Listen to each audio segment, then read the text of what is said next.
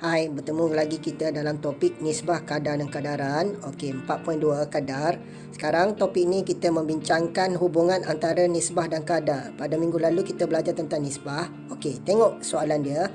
Katakanlah sebuah motosikal bergerak sejauh 150 km dalam tempoh 3 jam. Di sini jarak 150 km manakala masa adalah 3 jam. Hubungan antara jarak dan masa ini kita boleh wakilkan dia sebagai nisbah dengan membandingkan dua kuantiti yang berbeza. Okey. Jadi nisbah yang ditulis adalah bermaksud kadar yang ditulis dalam bentuk 150 km per 3 jam, iaitu jarak per masa. Itulah dimaksudkan dengan kadar. Contoh 2, katakanlah jisim Azmi bertambah 2 kg dalam tempoh 1 bulan. Jisim 2 kilo, masa 30 hari. Jadi nisbah kadar yang boleh ditulis adalah 2 kg per 30 hari. Itulah dimaksudkan dengan kadar dua kuantiti yang berbeza. Okey, seterusnya kita tengok. Okey, di sini kita nampak ada dua kadar, iaitu bagi gerai A dan gerai B. Tapi kalau kita tengok gerai A, dia ukur untuk jisim dalam kilogram, gerai B dia ukur untuk jisim dalam unit gram. Jadi berbeza unit. Jadi dekat sini kita perlu membuat penukaran unit. Okey. Dalam soalan menyatakan gerai manakah menjual tomato cherry dengan harga yang lebih rendah. Jadi kita perlu membuat pembandingan harga. Okey, dekat sini kita tukarkan gerai A dalam bentuk kadar, iaitu RM15 per 1 kg. Untuk gerai B, RM8 per 500 gram. Yang gram tu kena tukar kepada 1 kg. Jadi kita nak jadikan dia 1 kg mestilah darab 2 kan. RM8 pun mesti darab 2. Jadi dia akan menghasilkan RM16 per 1000 gram.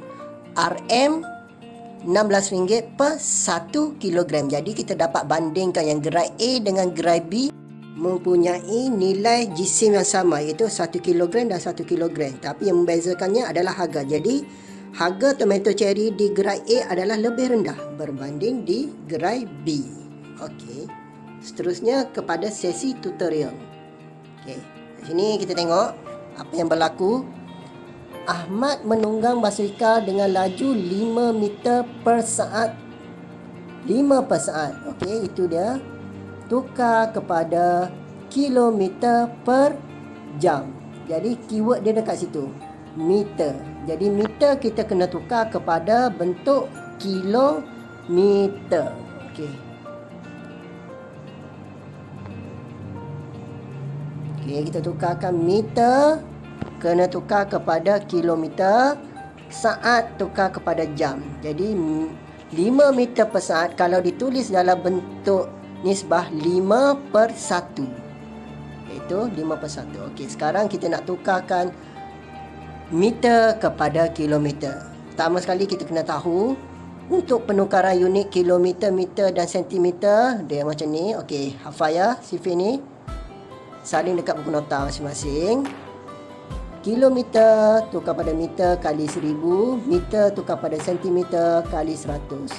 Kalau cm bahagian bawah nak tukar kepada meter bahagi 100, dia sama. Kalau atas 100, bawah pun 100.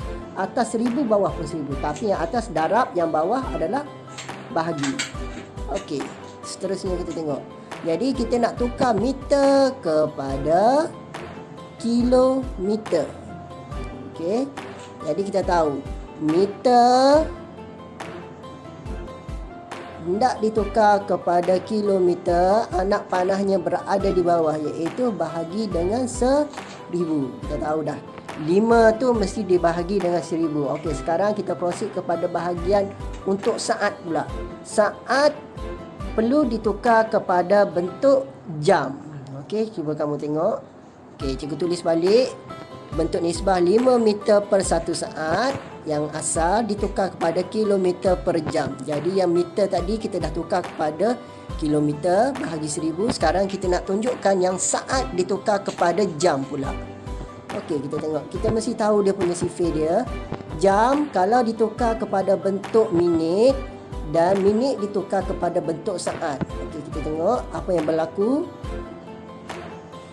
Jam tukar pada minit darab 60. Minit ditukar kepada saat, darab dengan 60. Okey, ingat yang ni.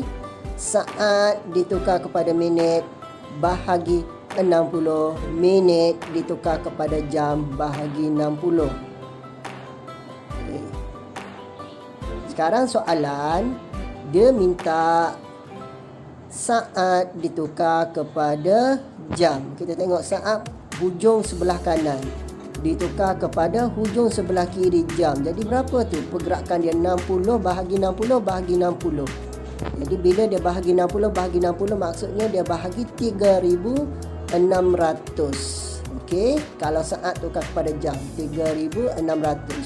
Sebab dia bahagi 60, bahagi satu lagi 60. Kalau jam nak tukar pada saat pula, 1 jam nak tukar pada saat, iaitu didarabkan dengan 3600, iaitu tukar kepada minit 60 kan, kali 60 lagi, iaitu jadi 3600 saat. Jadi 1 jam bersamaan 3600 saat. Okey, seterusnya tengok balik. 1 saat tadi kita nak tukar kepada bentuk jam. Okey. Yang meter kita buat tadi, meter tukar kepada kilometer, kita bahagi 1000. Ingat balik, meter tukar kepada kilometer bahagi 1000, dah bertukar menjadi kilometer dah unit dia. Okey, saat nak ditukar kepada bentuk jam.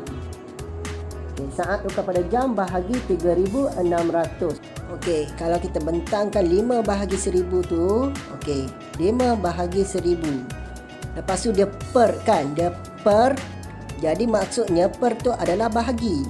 Okey, dia bahagi dengan 1 bahagi 3600. Kita tukar kalau bentuk macam tu. Okay, kita tahu dalam sistem matematik, bahagi ni mesti ditukar dalam bentuk darab. Okey, jadi kita tulis balik 5 per 1000 darab dengan 3600 per 1. Kita terbalikkan yang 3600 per 1 daripada 1 per 3600. Okey, tekan kalkulator. 5 darab 3600 bahagi dengan 1000 kali dengan 1, iaitu menghasilkan 18 km per jam. Okey, kita dah tukar unit kepada bentuk kilometer per jam. Okey, sekarang kita tengok, iaitu yang asal 5 per saat, kalau ditulis dalam bentuk nisbah 5 meter per 1 saat.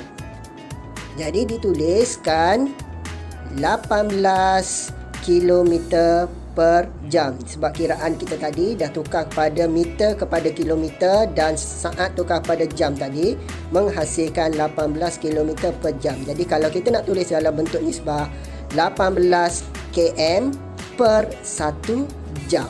Nisbah yang ditulis dalam bentuk kadar mestilah dalam bentuk per.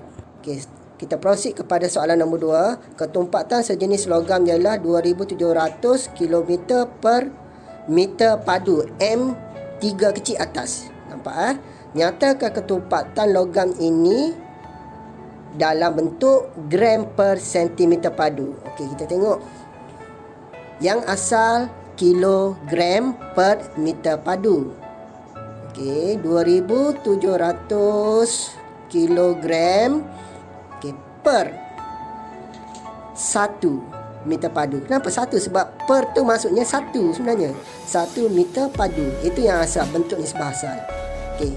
Soalan ni dia minta gram ditukar kepada kilogram ditukar kepada gram, meter padu ditukar kepada sentimeter padu. Itu soalan dia. Kilogram kepada gram, meter padu kepada sentimeter padu.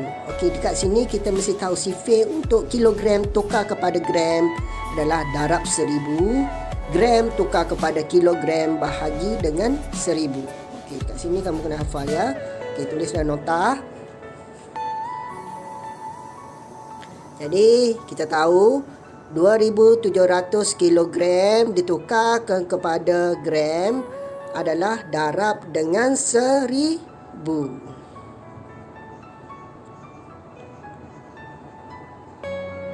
Okey, kita darabkan dengan 1000. Okey, dah tukar kepada bentuk gram dah. Okey, untuk per meter padu iaitu 1 meter padu. Sekarang meter padu, meter tukar kepada sentimeter. Padu tu nanti dulu kita tengok. Padu tu merujuk kepada isi padu sebenarnya. Okey, kita tengok. Meter tukar kepada sentimeter. Meter kalau nak ditukar kepada sentimeter, kita tahu 1 meter ada 100 sentimeter. Jadi 1 meter kena darab 100 untuk tukar kepada sentimeter.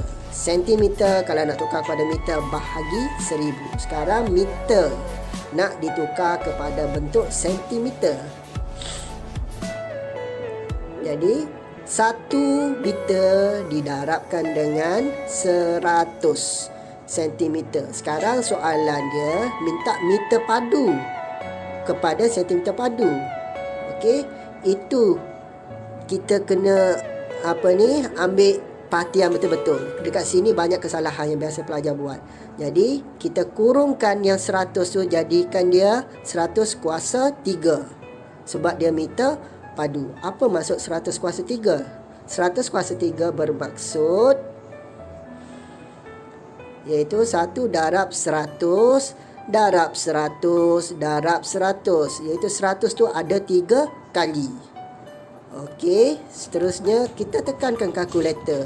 2700 kali dengan 1000.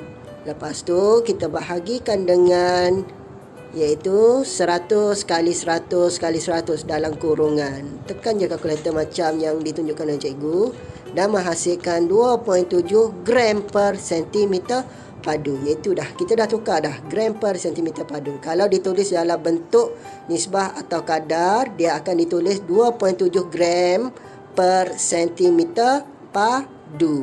Jadi inilah jawapan dia. Ingat ya, sentimeter padu ada 3 di atas. Kalau padu kena darabkan dengan kuasa 3.